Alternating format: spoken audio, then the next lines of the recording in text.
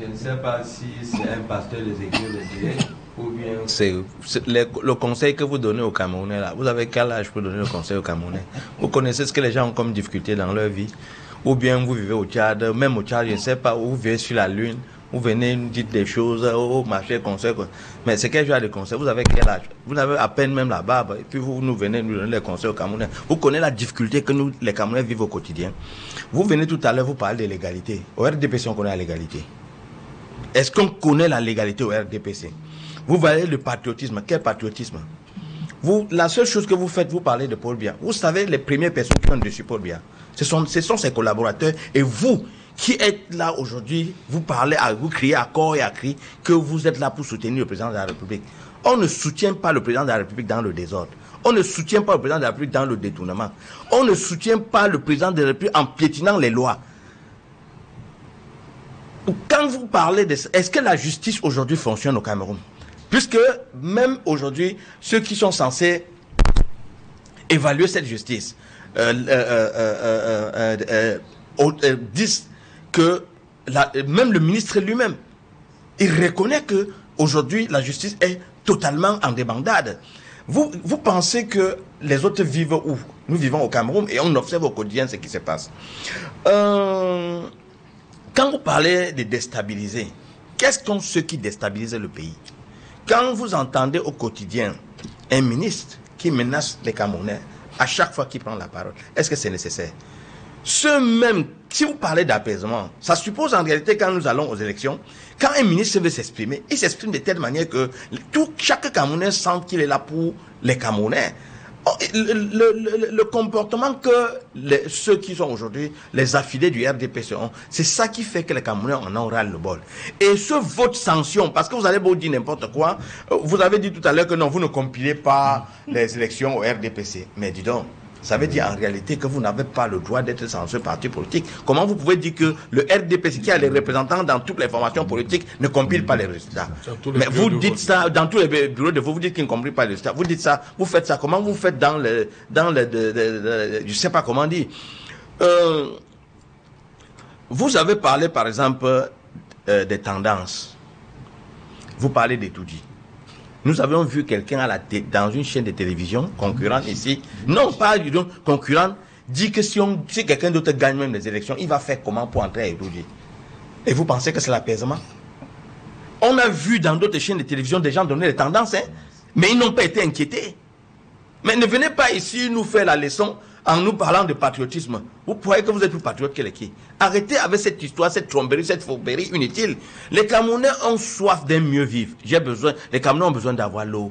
Les Camerounais ont besoin d'avoir l'électricité. Les besoins Camerounais de se soigner. Les Camerounais ont besoin d'envoyer leurs enfants à l'école.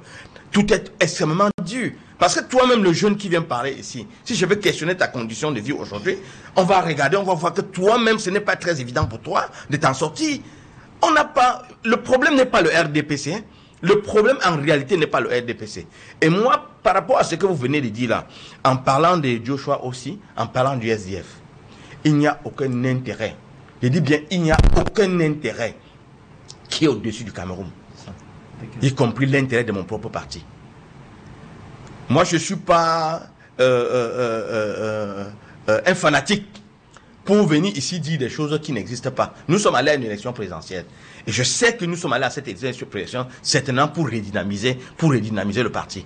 Mais il faut quand même être honnête de reconnaître que nous n'avions pas les capacités suffisantes pour remporter les élections présidentielles. Si quelqu'un vient ici, moi, je m'assois, je dis qu'on partait aux élections parce qu'on devait remporter les élections, c'est faux. C'est faux et c'est faux. L'intérêt du parti est au-dessus de l'intérêt d'un parti politique. Et c'est pour cette raison, quand vous parlez tout à l'heure, vous avez parlé d'une question, vous avez dit, nous avons félicité Issa Chiroma. Je pense que, et c'est ça qui me désole, le comportement des partis politiques, les leaders de l'opposition. Notre souci à nous, c'est, nous avons un adversaire en face qui est le régime, qui est le RDPC. Je crois qu'à chaque moment qu'il y a une possibilité de pousser un opposant, les partis d'opposition devaient se mettre ensemble pour le pousser, parce qu'en réalité, ce n'est que de cette façon que nous pouvons arriver à inverser la tendance. Et Serge Alain, je suis tout le temps plus désolé parce que Même le simple fait que les partis... vous savez, il faut aussi, à un moment donné, il faut reconnaître ce qu'on ne fait pas bien. Comment vous pouvez imaginer que les partis politiques d'opposition, ils sont seulement même dans l'incapacité de s'asseoir, discuter seulement pour le contrôle du vote. Dire que bon, ok, tu es fort dans telle région, tu prends telle région, toi tu es fort dans telle autre région, tu parles telle région, mutualiser les forces, mutualiser les moyens pour le contrôle. On a autour de 32 000 bureaux de vote dans le Cameroun. Si vous dites seulement que vous prenez les jeunes à qui vous donnez 500 000 francs, ça vous fait 152, ça vous fait 160 millions par là.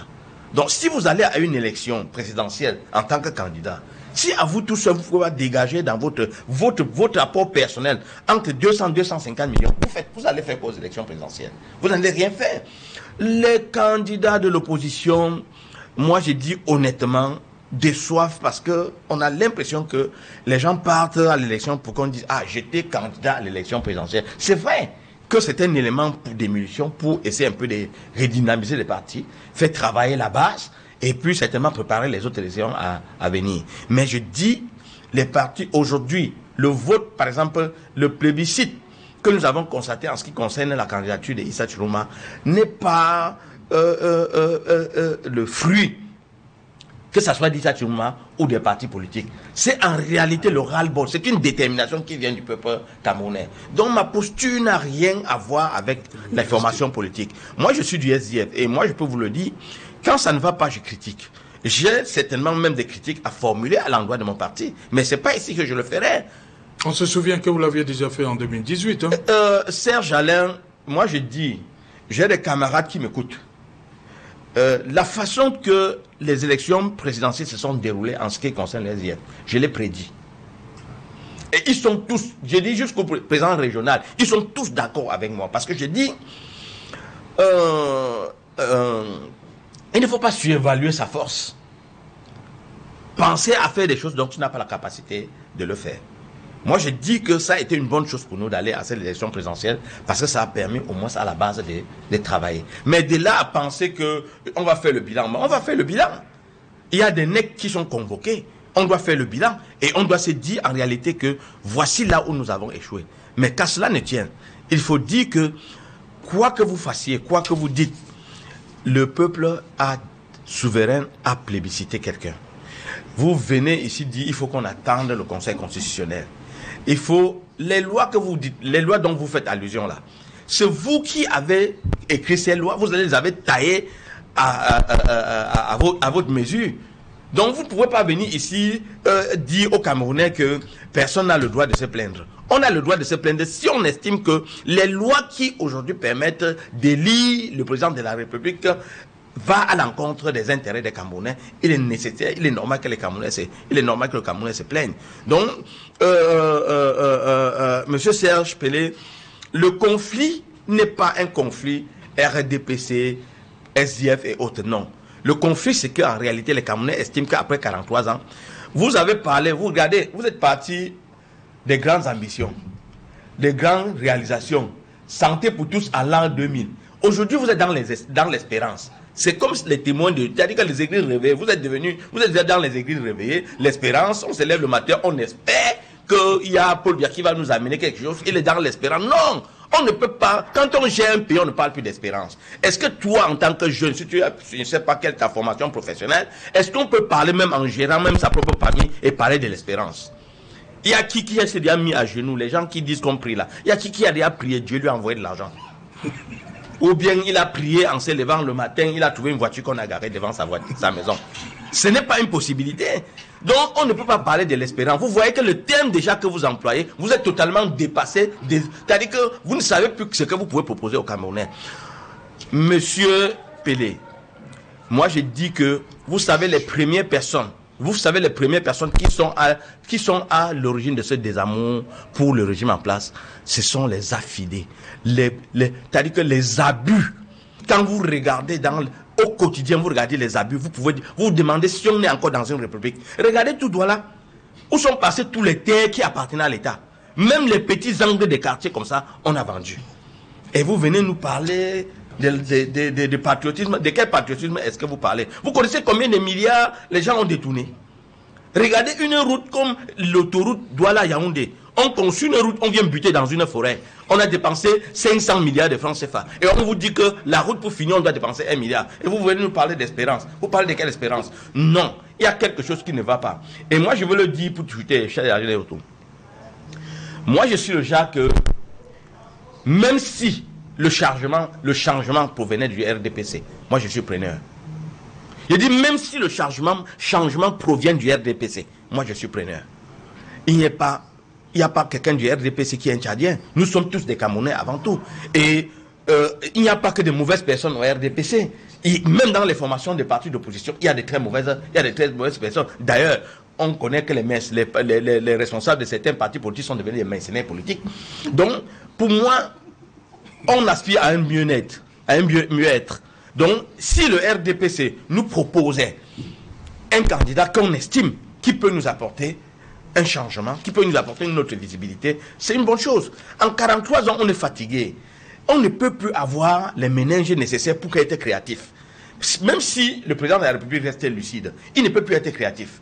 Il ne peut plus avoir la poigne nécessaire pour combattre ceux qui le déstabilisent. Parce que ceux qui déstabilisent le président de la République, ce sont ses collaborateurs. Ce sont ses collaborateurs. Donc, il ne faudrait pas que on essaye un peu de faire croire aux Camerounais d'agiter